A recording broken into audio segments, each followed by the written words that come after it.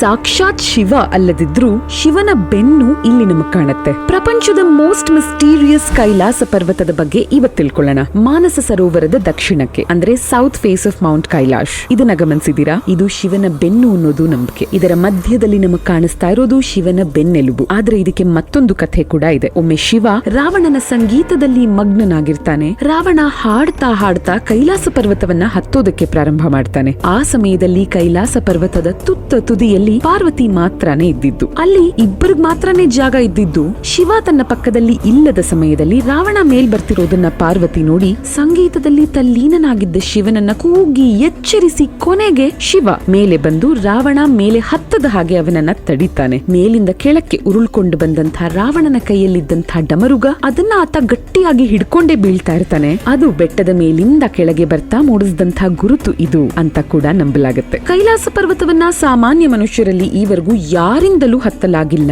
ಈ ಒಬ್ಬ ವ್ಯಕ್ತಿಯನ್ನ ಹೊರತುಪಡಿಸಿ. ಯಾರದು? ಪರ್ವತದ ತುದಿಯಲ್ಲಿ ಆ ವ್ಯಕ್ತಿ ನೋಡಿದ್ದೇನು ತಿಳಿಸ್ಕೊಡ್ತೀನಿ ಮುಂದಿನ ವಿಡಿಯೋದಲ್ಲಿ.